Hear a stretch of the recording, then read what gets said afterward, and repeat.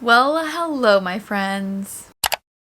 Welcome back to my channel if you are new. Hi, my name is Sophia and welcome to today's reading vlog. You probably already could tell by the title and thumbnail. We have picked 3 summer-centered romance books to read to give us that last little piece of summer. The main reason that we're doing a summer-themed reading vlog this week is because this is officially my last week of summer break, which is crazy. I can't believe how fast summer break has gone so far. It's kind of insane. In one way, it felt like it went so fast, and in another, it felt like it's been forever since I was back at school. We are officially jumping back into the school year, and I'm a little bit scared, a little bit nervous, but I'm excited at the same time. So we're gonna see how it all goes. You guys will definitely be coming along with me on the ride of the beginning of the school year. I'm hoping that I can plan for September's Friday videos to be relatively light. I'm not super sure if I'm gonna do too many big heavy reading vlogs. As of right now, I have none planned, so we shall see how the month unfolds, but you guys will see as it goes. Anywho's, here are the 3 summer-themed romance books that I've picked out for myself today. I don't think I'm gonna give you guys too much information on them, but I will tell you guys we are going to be starting with We're a Bad Idea, Right? By Miss Kaya Walters. I was able to get the audiobook on my Libby app, and I literally have to return it in like 2 days. So we're gonna start this book today, and I'm hoping to finish it either today or tomorrow, especially because I'm filming this the Monday before it goes out. So we have a lot of reading to do, friends. Well, I'm back to give you guys my first official update. I am well past the 25% mark. I am actually 39% of the way through this book. We are on page 143. We're going into chapter 9. I was going to give you guys a 25% update. But then I just got really into it, and I was just sitting here reading away, not even paying attention to how far I was getting, until all of a sudden I was like, oh my god, I think I'm well past 25%, and then I checked, and I was. We're basically 40% of the way through the book. So far, I'm really liking it. I feel like Kaya Walters books always just give teen rom-com, like in the best way. Like a Lynn Painter, To All the Boys I've Loved Before, Jenny Han. But I feel like she doesn't get as much hype, but I feel like her books are just as good as theirs are. I will say hers tend to be a little bit bigger, a little bit longer, and so like sometimes they can kind of feel like it's a little bit slow. In the beginning, I definitely was feeling it a little bit, where it kind of felt like it was sort of dragging on certain spots, but now we're more like into the real plot of the story. But it paints this very like thorough picture of what's going on, which is kind of nice. But I'm enjoying. I'm gonna keep reading. I'm having a great time. Well, hello friends. I'm back for yet another update. It's been quite a while. Not intentionally. I just genuinely have been so invested that I have forgotten that I'm supposed to be giving you updates. So, we are now on chapter 25, page 327. Goodreads says we're 85% of the way through We're a Bad Idea, Right? And I'm loving it. Loving it. It's been so much fun. I will say one thing that's kind of like not related to the plot whatsoever is I feel like in this one, Kaya Walters has referenced pop culture and like celebrities more often than I can remember from her previous books that I've read. So that's been kind of like occasionally taking me out of the story just a little bit. Like Taylor Swift has been referenced pretty consistently throughout the entirety of this book. Olivia Rodrigo is mentioned. There's a whole thing between the 2 main characters, Henry and Audrey, that Henry, who's a big cinemaphile, which is like a person who really likes to watch movies and stuff, like loves the Audrey Hepburn movies and will always call Audrey, the main character in this book, either he refers to her as Hepburn or as characters that Audrey Hepburn has played, like Holly, or I think it was the one was like Sabrina, which are the names of characters that Audrey Hepburn has played in her movies and stuff. And like that's really cute. I really like that. And they talk a lot about movies, and there's a lot of scenes where movies are referenced and talked about and like things, which is very interesting and very different.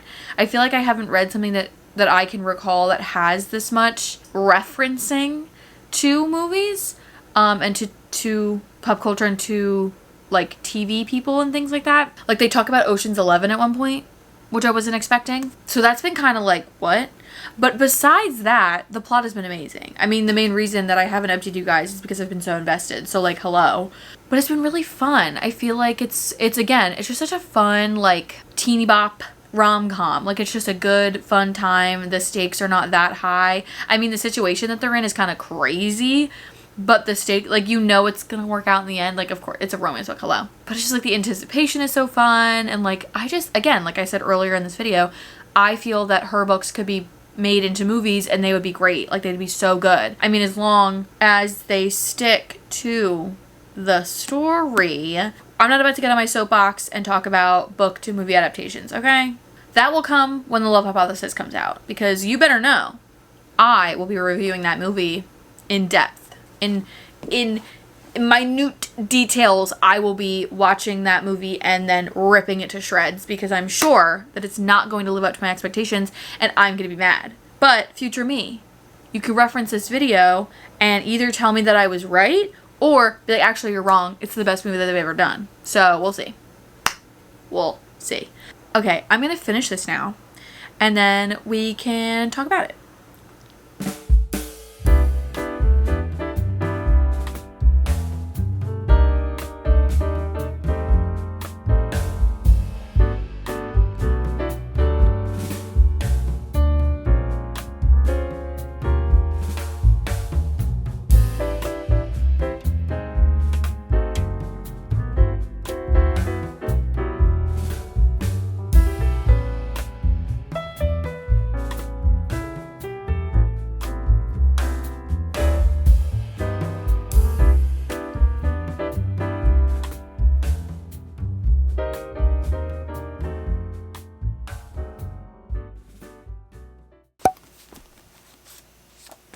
Yay, I finished it. I don't even know where to start. Ah, man, I can't stop smiling. It was so cute. Oh my god, I can't. There's no other words in my brain. All I keep saying is, it's so cute. It's so cute. It ended beautifully. I just, man, I really can't think of anything else to say other than it was just so freaking cute. Oh my god. The ending was so sweet and so heartfelt and so just like, it was amazing. I will say that I wish we got a little bit more at the end. Like, I wish we kind of got like an epilogue of some kind, like a glimpse into the future, if you will. I feel like this book was just exactly what I was saying before, with K.L. Walter's books being such a perfect book to movie adaptation contender. Like, I would love to see any of her books that I've read so far turned into a movie. I genuinely think that if they stuck to the plot and kept all the important parts of the book in the movie, it would translate so well, almost giving me the same feelings as To All the Boys I've Loved Before. Like, hello, are you kidding me? For K.L. Walters typically being, you know, a young adult romance writer, there is a scene where, I mean, it's not explicit. It is not referring to any body parts in any weird, nasty ways. But it was a little bit like, excuse me? Like, I feel, I'm trying to remember. I mean, now that I'm kind of thinking about it, technically, The Summer I Turned Pretty is a young adult series. And the show, I believe, is still mainly for young adults. I'd say the scene in here is pretty on par with things that we've seen in that show, at least. Like, I'm now all of a sudden having flashbacks of the scene of Conrad and Belly when she's in Paris, and that is not what I meant. Okay, anyways, moving on. There is one scene that I was a little like, whoa. Not explicit though, but it is alluding to, you know what I mean? But it's not like, anyways, so not important. It did catch me off guard though, because I don't remember that ever happening pretty much in any of the other books that I've read from her, so that was a little bit like, whoa. I don't know what I want to rate it though. I'm having a hard time thinking of what I want to rate because it was so sweet and so cute, and I'm so giddy and like giggly after it because I think it was just so friggin' cute, and the ending was so sweet. All of the times that they said, give me a Hollywood kiss. Oh my god, it was always so friggin' cute. Are you kidding me? I've been going back and forth for too long. I've been going back and forth between wanting to give it a 4.5 and wanting to give it a 5-star. I think I'm going to be extra insufferable to start off this video, and I think we're going to give this a 4.75. The main reason that I'm going to be extra insufferable and give this a 4.75 is because I feel like it's better than a 4.5 for me, but I feel like there are just a few things with the fake dating that was going on that I feel like just don't match a 5-star fake dating romance for me. I mean, I don't think anything is going to outshine the love hypothesis for me, but I don't know what it is. There's just something in my gut telling me that this isn't a 5-star, but it feels better than a 4.5. Like, I loved this book and I had so much fun and I'm so giddy and so happy and I loved it, but it just doesn't have that like that last that like would give it a 5-star for me. I am just in the mood to keep reading, so we're actually going to immediately jump into the next book, which is This Summer Will Be Different by Miss Carly Fortune. I'm so excited. I'm so freaking excited. I believe this is a second chance. Yes, I believe this is best friend's brother and a second chance romance, if you will.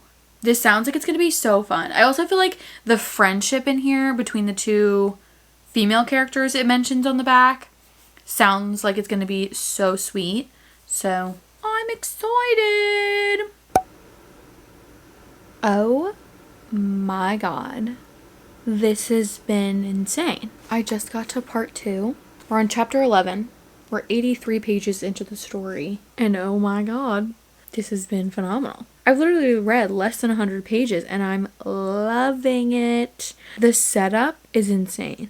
The like prologue that gives you the context for the rest of the story, insane. The like plot twist kind of thing that happens during it, also insane. The then following setup to where we are now in the present timeline in the story is also crazy. Oh my god. We are 24% of the way through this book right now and I'm loving it. If the story continues the way the story has been going so far, in like the banter and the like tension, oh my god, I could see myself giving this 5 stars.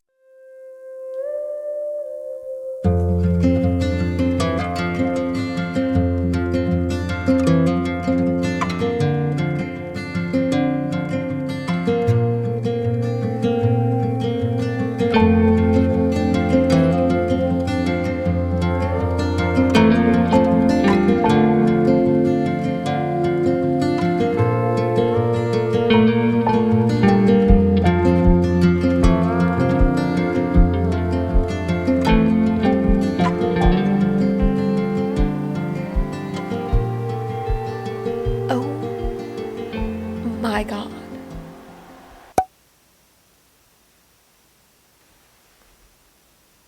Hey. How y'all doing?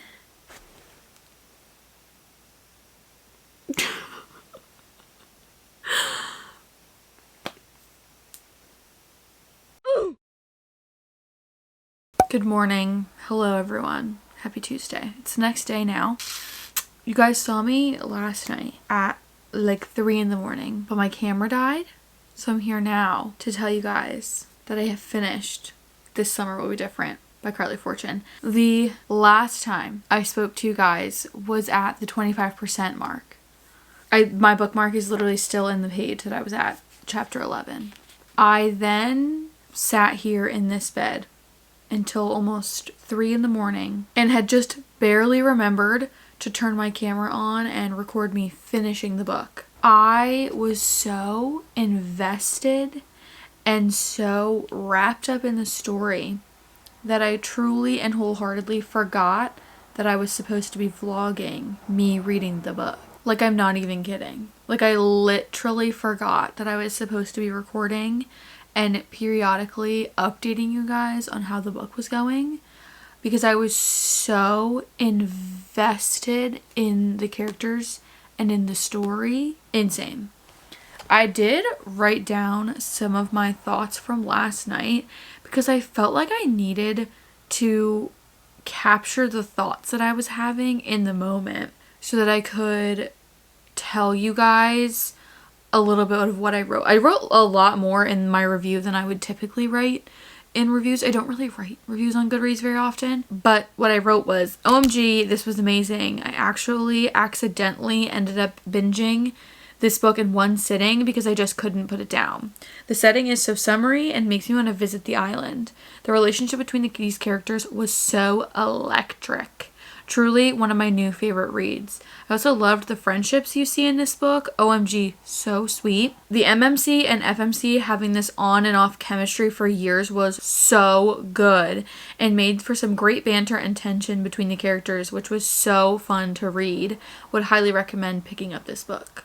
I did not give it a rating because I felt like I really needed to marinate in the feelings and how I felt about it after going to bed at 3 in the morning. And now I feel a little bit more set in what I think I want to rate this book. I, last night, was going kind of back and forth, similarly to how I was feeling about We're a Bad Idea, right? Where I like kept going back and forth between how I was feeling about it.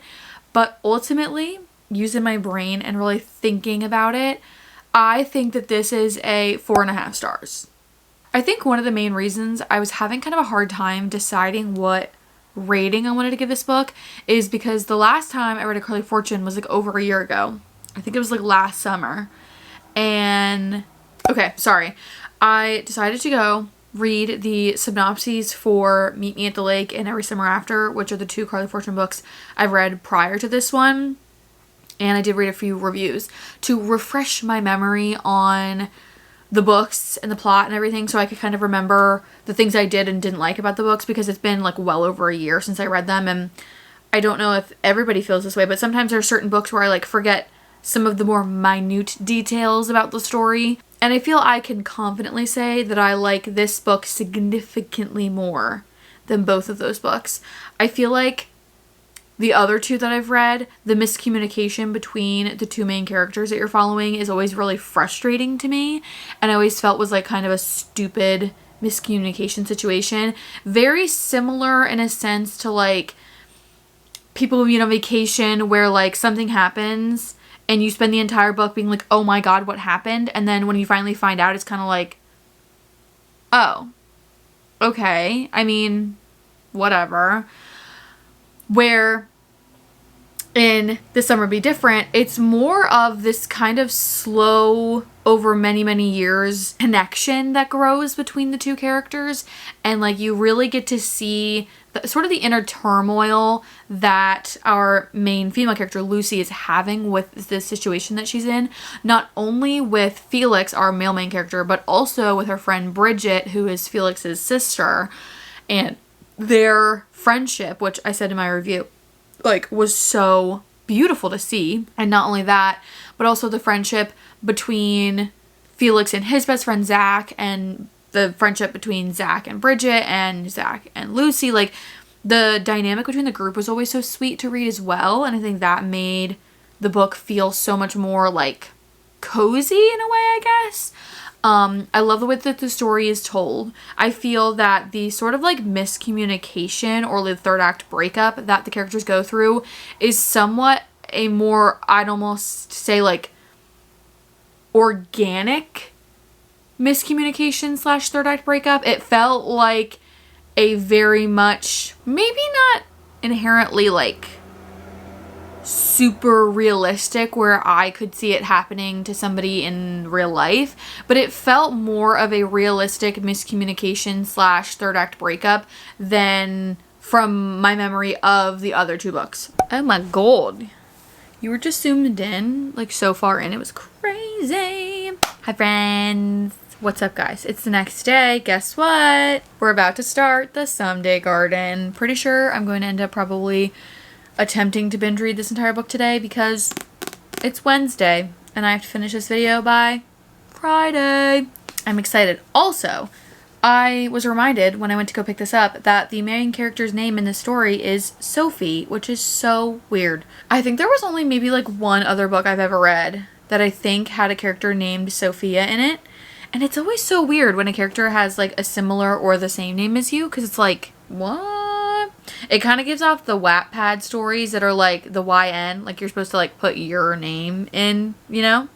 It kind of gives that almost, because like it's your name. Anyway, whatever. Hello, my lovely little people. I'm here to give you guys my 25% update.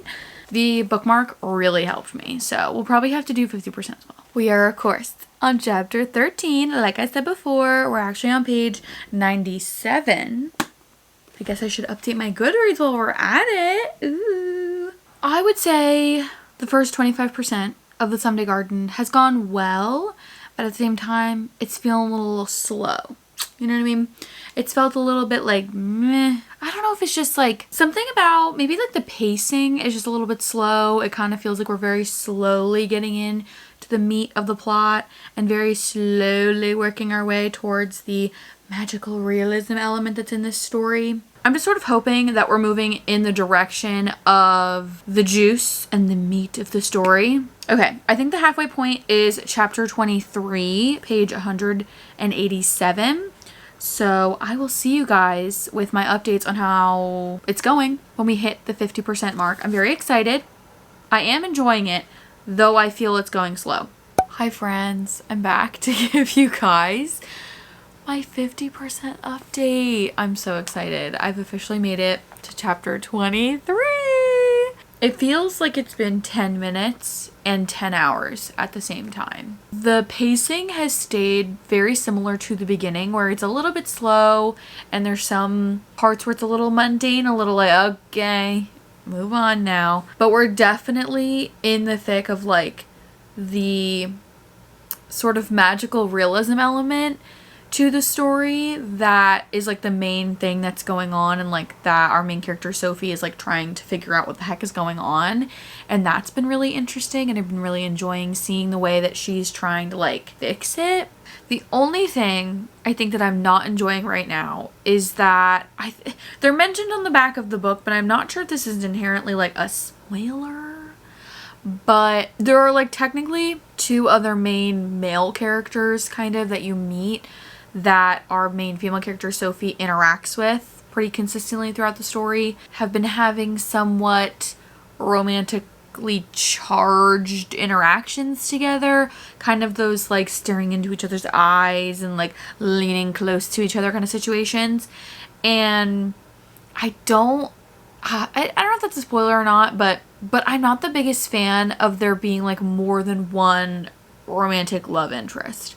Because the thing I don't like about that is that there's always this sort of like feeling of like you get attached to one of them, or like if there's one you like more than the other, then if the character in the book doesn't end up with the one that you like, it's gonna ruin the whole book. Like it kind of gives me the same feeling as The Summer I Turned Pretty, where like there are people who are Team Conrad and then there are people who are Team Jeremiah, and depending on how you feel, or if you watch the show before reading the books or whatever, you'll pick which team you want to be on. I mean, I'm just gonna say I was a Conrad girl from the very beginning, and I never once liked Jeremiah, but that's just my opinion. You know, there's gonna be one person that you're gonna end up wanting to root for the most for the character to end up with.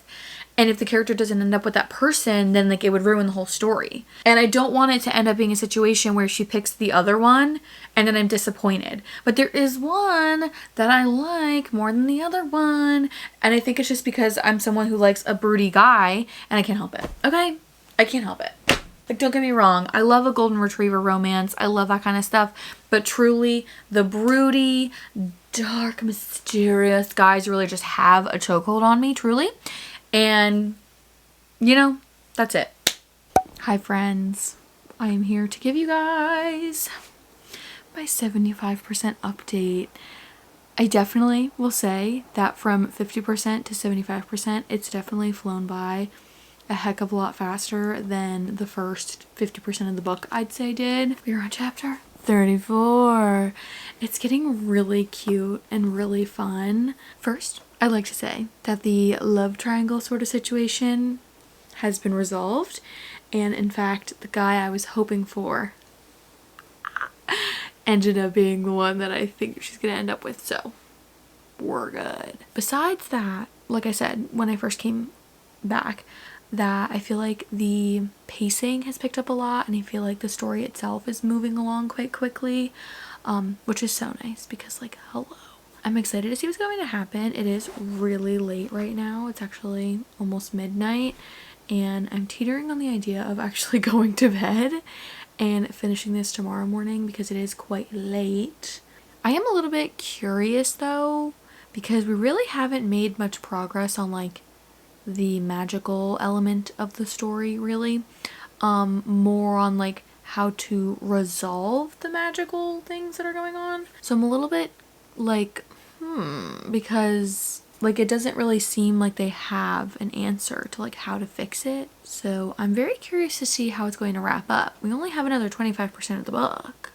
So there's a lot that needs to be resolved before it ends. I'm really curious to see what's gonna happen. You'll either see me when it's like 2 in the morning or you'll see me tomorrow. We'll see. We'll see.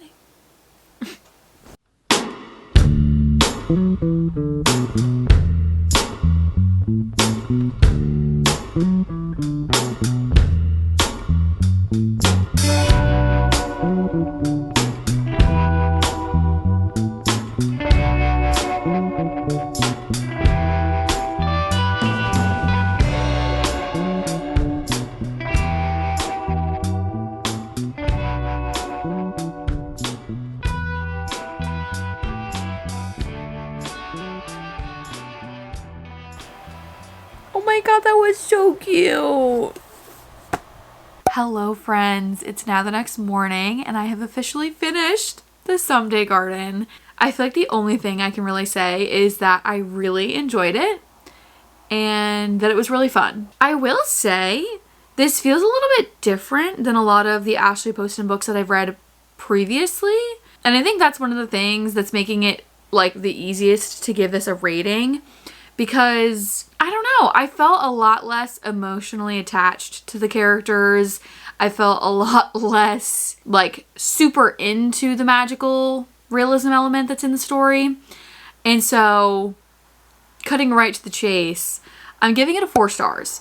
I mean, it's still a great book. I would still recommend it if you're into the kind of situation that's going on inside this book and you like gardening even. I think this would be a great romance book. It talks a lot about flowers and a lot about gardening. But for me, I just feel like it didn't hit the same as some of the other books I've read from Ashley Poston that are like 5-star reads for me, like The Dead Romantics, The 7-Year Slip. Like those felt so incredible, and this one just felt kind of like good. Like it was good. It was still a really good romance.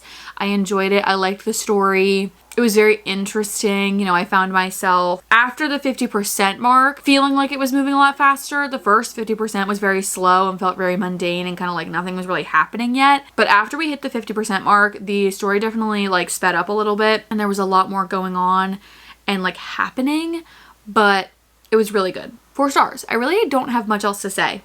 It was really good. Well, my doodlebops, we've come to the end of our summer themed reading vlog. It's official. My summer break is over. The school year is upon us, and I am both excited and nervous for this upcoming school year, but it'll be a time for sure. I had so much fun. I hope you had so much fun watching. I had so much fun reading these books.